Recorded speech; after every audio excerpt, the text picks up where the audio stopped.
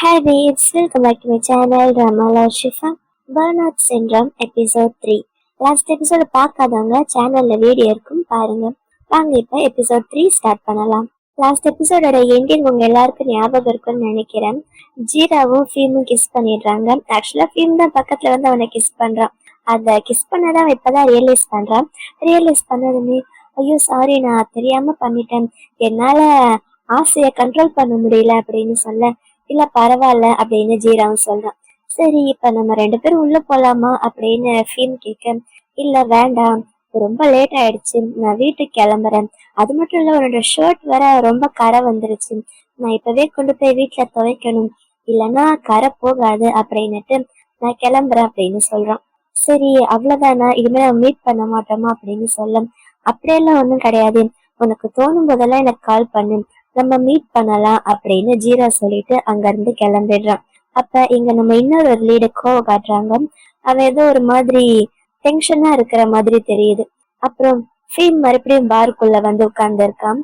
ஆனா அவனால வந்து எப்பயும் போல நார்மலா இருக்க முடியல, அவர் மாதிரி டென்ஸ்டா இருக்கான். அப்ப அங்க ஒரு பார் டெண்டர் இருப்பான்ல, அவன் வந்து இவன்கிட்ட பேசுறான். என்ன ஆச்சு, உன் கூட பார்ட்னர் இருந்தானே, அவ எங்க போனா அப்படின்னு கேட்க, அவன் வீட்டுக்கு கிளம்பிட்டான்னு சொல்றான். அப்ப ஃபீல் சொல்றான், இது வரைக்கும் இந்த பார்க்கு நான் எத்தனையோ டைம் வந்திருக்கேன், எத்தனையோ பேர்கிட்ட பேசியிருக்கேன், அப்படி நான் பேசும்போதெல்லாம் நான் தான் அவங்கள பேசி ஹீல் பண்ற மாதிரி இருக்கும். ஆனா இப்ப ஃபர்ஸ்ட் டைம் நான் எப்பெல்லாம் ஜீரா கூட பேசுறேனோ அப்ப அவன் பேசுறதெல்லாம் அவன் என்ன ஹீல் பண்ற மாதிரி இருக்கு அப்படின்னு சொல்ல, அப்படின்னா நீ என்ன அவனை லவ் பண்றியா அப்படின்னு அந்த பார் டெண்டர் கேக்குறான். அதுக்கு இல்ல லவ் எல்லாம் ஒண்ணும் கிடையாது, ஆனா எனக்கு அவனை பிடிச்சிருக்குது, அவன் எனக்கு கிடைச்சா நல்லா இருக்கும் அப்படின்ற மாதிரி சொல்றான். அப்புறம் ஜீரா அன்னைக்கு கோவோட வீட்டுக்கு போகும்போது அவனுடைய ட்ரௌசர்ல என்னமோ எழுதிட்டு வந்தாலும் அதை போட்டோ எடுத்து வச்சுக்கிட்டு கோ இவனுக்கு ட்ரெஸ் வாங்கி கொடுத்தாலும் அதை ரிட்டர்ன் பண்ணிடுறான். அந்த பட்லர் அந்த ட்ரெஸ்ஸை கொண்டு போய் கோ கிட்ட காட்டுறான். ஜீரா இந்த ட்ரெஸ் எல்லாம் ரிட்டர்ன் பண்ணிட்டான்னு, என்ன பண்றது அப்படின்னு கேட்க, இந்த ட்ரெஸ்ஸை ரெஸ்ட் ரூம்ல வச்சிடுங்க அப்படின்னு கோ சொல்றான். சரி அவன் என்ன பிளாக் லிஸ்ட் பண்ணிடலாமா அப்படின்னு அவனுடைய பட்லர் கேட்க, வேண்டாம் அப்படின்னு கோ சொல்றான். ஜீரோ பண்ணால ஆர்ட், அந்த ஆர்ட்டை அவனோட ஃப்ரெண்டு காட்டுறான். அவ பார்த்துட்டு, ஏய் இது ஒன்றும் சாதா ஆர்ட் கிடையாது, இது செம்ம ஹாட்டான ஆர்ட்டா இருக்குது அப்படின்னு கேட்க, இதை நீ எப்படி பண்ண, உன்னோட இமேஜினேஷன்லயா அப்படின்னு கேட்க, இல்ல அது என்னோட பாஸோடைய ஆர்ட் அப்படின்னு சொல்றான். அதாவது அவனோட பாஸை நினைச்சு அவன் வரைஞ்சதுன்னு சொல்றான். கோ வந்து ஜீரா அடிக்கடி ஆன்லைன்ல ஏதாச்சும் அப்டேட் பண்ணிட்டே இருப்பான்ல, அதெல்லாம் அவன் பார்த்துக்கிட்டே இருக்கான். அப்புறம் ஜீரா அவனோட ட்ரௌசர்ல அன்னைக்கு என்னமோ எழுதனால கோவோட அபார்ட்மெண்ட்ல இருந்து பார்த்து அந்த போட்டோவை இப்ப அவனோட ஃப்ரெண்டு கிட்ட காட்ட, அதை பார்த்ததுமே அவன், இந்த ஆளா, இவர் ரொம்ப பெரிய ஆளாச்சு அப்படின்னு சொல்றான். எப்படி உனக்கு தெரியும் அப்படின்னு அவன் கேட்க, இவர் தான் எங்களுடைய பாஸ் அப்படின்னு சொல்ல, அதை கேட்டு ஜீராக்கும் செம்ம ஷாக்கிங்கா தான் இருக்குது. அப்ப ஃபீமு கோவ பாக்குறதுக்கு வந்திருக்கான். அவன் குளிச்சுட்டு வெளியில வரான். இவனை பார்த்ததுமே என்ன விஷயம்னு கேட்க, நான் என்னோட டிபார்ட்மெண்ட்டை பத்தி உங்ககிட்ட பேசணும்னு சொல்றான். சரி ஃபர்ஸ்ட் என் கூட ஒரு ரேஸ்க்கு வா அப்படின்னு அவனை கூப்பிடுறான். அப்புறம் இங்க ஜீராவையும் அவனோட ஃப்ரெண்டையும் காட்டுறாங்க. அவ சொல்றான், இவன் கூட இருக்கும்போது நீ இவ்வளவு அழகா பெயிண்டிங் பண்ணிருக்க அவனை வச்சு, அவனால உனக்கு வேலையும் கிடைக்குது, நல்ல சேலரியும் கிடைக்குதுல்ல, அப்புறம் எதுக்கு நீ அவனை விட்டுட்டு விலகணும்னு நினைக்கிறேன், பேசாம அங்கேயே அவன் கூட இருக்க வேண்டியது தானே அப்படின்னு சொல்ல, அவ சொல்றது அவனுக்கும் கரெக்டா தான் படுது. உடனே அவன் பாக்குறதுக்கு அவனுடைய அந்த பில்டிங்க்கு போறான். அவன் அந்த ரூம் நம்பரை சொன்னதுமே, அப்படி ரூம் நம்பரே இங்க இல்லையே அப்படின்னு சொல்றாங்க. இது எப்படி கண்டுபிடிக்கிறது அப்படின்னு அவன் அங்கேயே நின்றுகிட்டு இருக்க, அவன் கோவுடைய பட்லர் அங்க பாக்குறான். அவர்கிட்ட போய், நான் நேற்று இங்க வந்ததுனால கொஞ்சம் சொல்லுங்களேன் இவர்கிட்ட அப்படின்னு சொல்ல, நீ என் கூட வா அப்படின்னு அவனோட பட்லர் அங்க இருந்து கூட்டிட்டு போறான். இங்க கோவும் ஃபீமும் ஸ்விம்மிங் காம்படிஷன் பண்ணாங்க. அதுல ஃபீம் தான் வின் பண்ணான். அதுக்கு சொல்றான், எனக்கு தெரியும் நீ தான் வின் பண்ணுவேன்னு, அதான் உனக்கு தெரிஞ்சிருக்கல, அப்புறம் எதுக்கு நீ என் கூட காம்படிஷன் பண்ற அப்படின்னு கேக்குறான். நீ சின்ன வயசுல இருந்து எங்கிட்ட இருந்து எல்லாத்துலயும் வின் பண்ணணும்னு நினைப்பேன், இப்ப வேற நீ நல்லா நீளமா வளர்ந்துட்ட, சோ என்னை விட உன்னால ரொம்ப ஈஸியாவே இந்த காம்படிஷன்ல வின் பண்ண முடியும். அதுக்கப்புறம் நீ உன்னுடைய டிபார்ட்மெண்ட்டை பத்தி ரொம்பவே கவலைப்படுறேன்னு எனக்கு தெரியும், சரி நான் உனக்காக ஹெல்ப் பண்றேன் அப்படின்னு ஒத்துக்கிறான். எங்க பட்லர் கிட்ட ஜீரா பேசிட்டு இருக்கால, அப்ப அந்த பட்லர் சொல்றான், நீங்க என்கிட்ட இந்த ட்ரெஸ் கொடுத்து அனுப்புனீங்கல்ல, அந்த ட்ரெஸ்ஸை நான் கிட்ட கொடுத்துட்டேன், ஆனா அதுல நீங்க ஒரு நோட் வச்சீங்கல்ல, அதை மட்டும் நான் கொடுக்கல, ஏன்னா அந்த நோட்டால உங்க 2 பேருக்குள்ள எந்த பிரச்சனையும் வரக்கூடாதுன்னு நான் நினைச்சேன், ஏன்னா எனக்கு தெரிஞ்சு நீங்க வேலை செஞ்ச மத்தவங்க மாதிரி நீங்க கிடையாது, நீங்க கொஞ்சம் ஸ்பெஷலான ஆளு அப்படின்னு சொல்ல, என்ன சொல்றீங்க, எப்படி நான் கோக்கு ஸ்பெஷல்னு நீங்க சொல்றீங்க அப்படின்னு அவன் கேட்க, இது வரைக்கும் கோ கூட ஒர்க் பண்ண எல்லாரையுமே அவர் ரொம்ப சீக்கிரமாவே பிளாக் லிஸ்ட்ல போட்டுருவாரு. ஆனா உங்களை இன்னும் அவர் பிளாக் லிஸ்ட்ல போடல அப்படின்னு சொல்றாரு. அதுக்கப்புறம் அந்த பட்லரு கோ இருக்கிற இடத்துக்கு ஜீராவை கூட்டிட்டு வரான். அப்ப ஜீரா அங்க ஃபீம் இருக்கிறத பாத்துடுறான். ஆனா அவங்க 2 பேரும் தெரிஞ்ச மாதிரி காமிச்சுக்க மாட்டாங்க. அப்ப ஜீரா கோ கிட்ட கேக்குறான், இது யார் உன் ஃப்ரெண்டான்னு? அவ ஆமான்னு சொல்றான். அப்புறம் ஃபீம் அங்க இருந்து கிளம்பி போக போறான். அப்ப அவங்க 2 பேரையும் கோ இன்ட்ரோடியூஸ் பண்ணி வைக்கிறான். ஃபீம் அங்க இருந்து போறான். ஜீரா அவனையே பாத்துக்கிட்டு இருக்கான். அதுக்கப்புறம் என்ன விஷயமா இங்க வந்த அப்படின்னு கோ அவன்கிட்ட கேட்க, அதுக்கு ஜீரா அவன் கூட சேர்ந்து மறுபடியும் ஒர்க் பண்ணணும்னு சொல்றான். எதுக்காக எப்படின்னு கோ அவன்கிட்ட கேட்க, இல்ல நான் உனக்காக நீ சொல்ற வேலையெல்லாம் செய்யறேன், ஆனா அதுக்கு பதிலா நீ என்னுடைய மாடலா இருக்கணும் அப்படின்னு அவனை பெயிண்ட் பண்ணியிருந்தால அந்த பெயிண்டிங்கை காட்டுறான். இதனை நீ எப்படி டிரா பண்ணியிருக்க அப்படின்னு அவன் கேட்க, இது வரைக்கும் நான் இந்த மாதிரி ஒரு ஆர்ட் பண்ணதே இல்லை, நீ சொல்ற வேலையெல்லாம் நான் செய்யறேன், அதுக்காக நீ எனக்கு காசு கம்மியா கொடுத்தாலும் பரவாயில்ல, அதுக்கு பதிலா நீ என்னுடைய மாடலா இருக்கணும், அது மட்டும் நீ எனக்கு பண்ணு, அது போதும் அப்படின்னு சொல்றான். நான் ஏன் இதுக்கு ஒத்துக்கணும் அப்படின்னு அவங்கிட்ட கேட்க, இல்ல அப்படி ஒத்துக்கிட்டேன்னா நான் உனக்கு எம்ப்ளாயா இருப்பேன், நீ எனக்கு எம்ப்ளாயா இருப்பேன், சோ 2 பேருக்கு நீ சொல்ற வேலையை நான் செய்வேன், நான் சொல்ற வேலையை நீ செய்வல அப்படின்னு சொல்ல, சரி அப்படி நான் ஒத்துக்கிறேன்னு வச்சுக்கோ, நான் உனக்கு வேலை கொடுக்கும் போது நான் சொல்ற வேலையை நீ ஒழுங்கா பண்ணணும், அதை விட்டுட்டு இந்த மாதிரி எங்கிட்ட ஆர்குமெண்ட் எல்லாம் பண்ணிட்டு இருக்க கூடாது அப்படின்னு சொல்ல, ஜீரா அதுக்கு சரி அப்படின்னு ஒத்துக்கிறான். அப்புறம் கோ கிட்ட பேசிட்டு ஜீரா கீழே இறங்கி வரும்போது ஃபீம் அவனுக்காக வெயிட் பண்ணிக்கிட்டு இருக்கான். நீ யாருக்காக வெயிட் பண்ணிக்கிட்டு இருக்க அப்படின்னு ஃபீமை பார்த்து ஜீரா கேட்க, அதுக்கு ஃபீம் சிரிச்சுக்கிட்டே, நம்ம 2 பேரோட பாஸும் ஒருத்தர் தான் போல அப்படின்னு சொல்றான். சரி நீ இங்க என்ன வேலையா வந்த அப்படின்னு ஃபீம் அவனை பார்த்து கேட்க, சாரி என்னால சொல்ல முடியாது, நான் அதுக்காக அக்ரிமெண்ட் சைன் பண்ணிருக்கேன்னு சொல்றான்.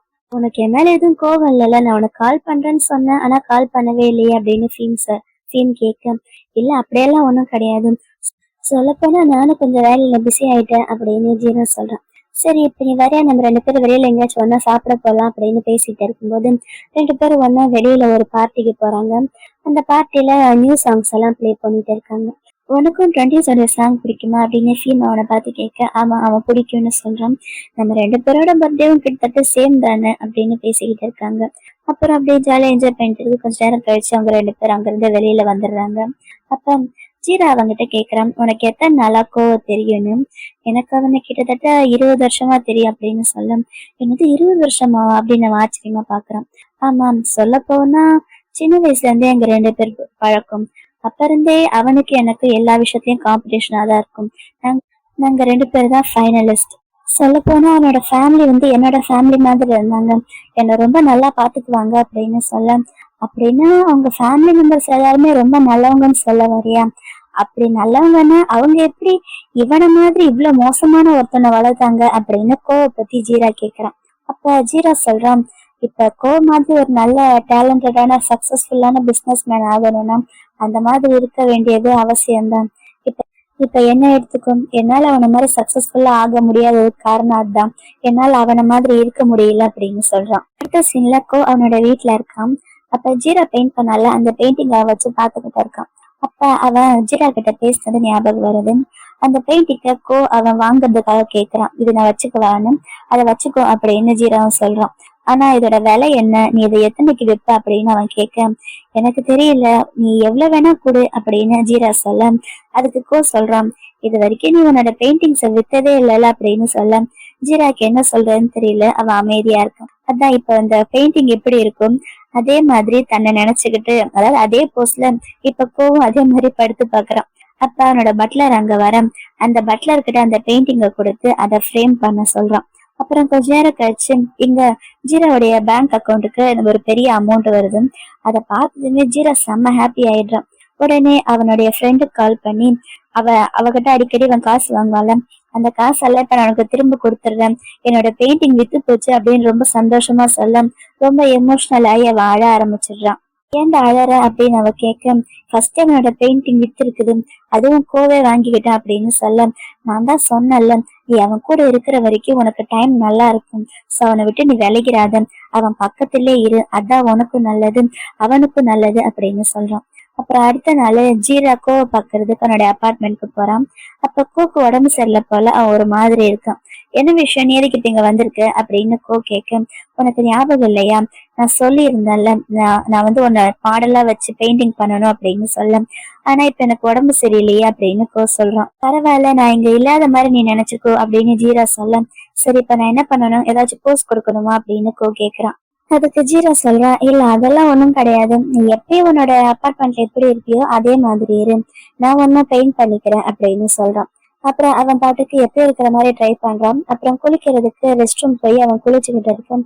அவன் பின்னாடியே ஜீராவும் போய் உட்கார்ந்து அவனையே பார்த்துக்கிட்டு இருக்கான். ஆனா அவனால எப்பயும் போல இருக்க முடியல போல. அவன் அங்கிருந்து வெளியில வந்து, என்னால இப்படி இருக்க முடியல, எனக்கு ஏதாச்சும் ஹெல்ப் பண்ணு அப்படின்னு சொல்றான்.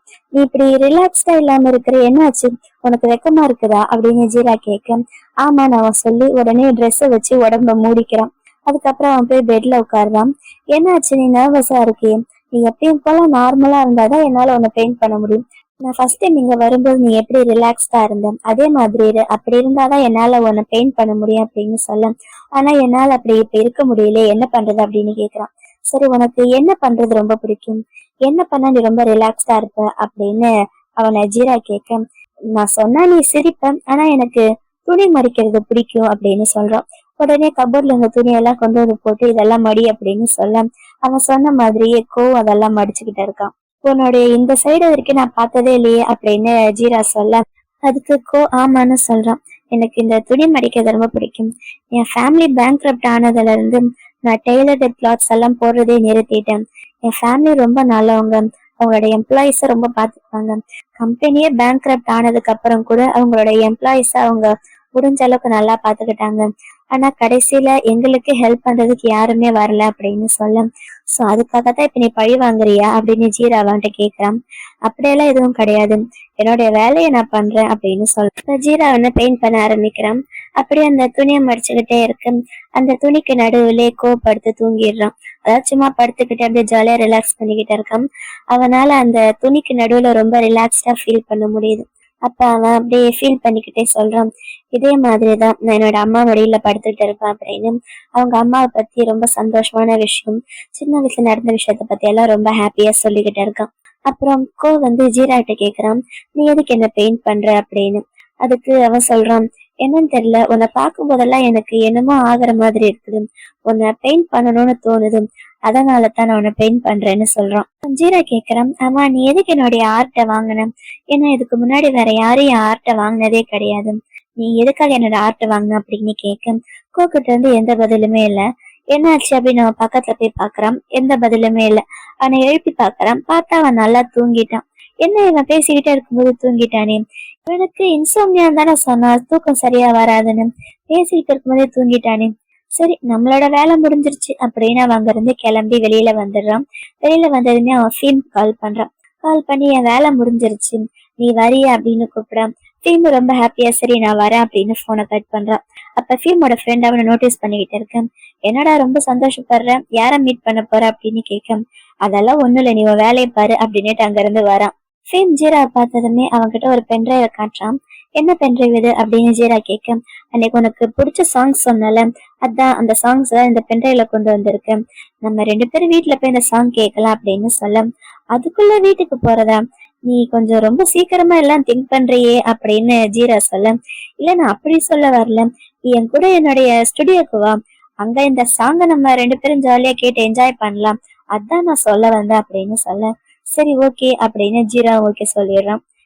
இங்க தூக்கத்துல இருந்து எந்திரிச்சிடுறான். இப்ப அவன் எந்திரிச்ச பெட்ல போய் தூங்க ட்ரை பண்றான், ஆனா அவனால தூங்கவே முடியல. அப்புறம் ஜீராவும் ஃபீமோட அபார்ட்மெண்ட் வந்துடுறாங்க. அந்த அபார்ட்மெண்ட் உண்மையிலுமே ரொம்ப அழகா ஸ்டுடியோ மாதிரி ரெடி பண்ணி வச்சிருக்கான். 2 பேரும் ஒன்னா உட்காந்து பாட்டு கேட்டு இருக்காங்க. அப்ப ஃபீம் சொல்றான், எனக்கு இந்த ஜெலசின்ற பாட்டு ரொம்ப பிடிக்கும் தெரியுமா, ஏன் தெரியுமா அப்படின்னு கேட்க, ஏன் அது ரொம்ப ஃபேமஸ் அதனாலயா அப்படின்னு அவன் கேட்க, இல்ல ஏன்னா நான் ஒரு ஜெலஸ் டைப் அப்படின்னு சொல்றான். எனக்கு இந்த பேஸ்லைன் சாங் தான் பிடிக்கும் அப்படின்னு சொல்ல, அப்படியே 2 பேரும் பாட்டு கேட்டே இருக்க ஃபீம் அவன் பக்கத்துல வரான் கிஸ் பண்றதுக்காக. அப்ப அவனுடைய போன் அடிக்குது, அதாவது ஜீராவோட போன் அடிக்குது. கோ தான் கால் பண்றான். அந்த போனை பார்த்ததுமே அவன் எந்திரிச்சு சாங் ஆஃப் பண்ணிடுறான் ஃபீமு. ஆனா அது ஜீரா போன் அட்டன் பண்ற மாதிரி இல்ல. என்னாச்சு, நீ அவன்கிட்ட பேசலையா அப்படின்னு கேட்க, இல்ல இது வேலை செய்யற நேரமா என்ன, இப்ப கால் பண்ணா நான் எப்படி அட்டன் பண்ணுவேன் அப்படின்னு சொல்லிட்டு போனை கீழே வைக்கிறான். பரவாயில்லையே, நானா இருந்தா உடனே அட்டன் பண்ணி பேசியிருப்பேன் அப்படின்னு சொல்லிட்டு மறுபடியும் அவன் பக்கத்துல வர, உன் கண்ணை பார்த்தா ரொம்ப ஃபிளர்ட்டியா இருக்கு அப்படின்னு சொல்றான். இதே மாதிரிதான் எல்லாருக்கிட்டையும் ஃபிளர்ட் பண்ணுவியா அப்படின்னு ஜீரா கேட்க, உண்மையை சொல்லட்டான், இந்த மாதிரி நான் இது வரைக்கும் யார்கிட்டயும் பண்ணதில்லை அப்படின்னுட்டு அவன் பக்கத்துல வந்து அவனை கிஸ் பண்றான்.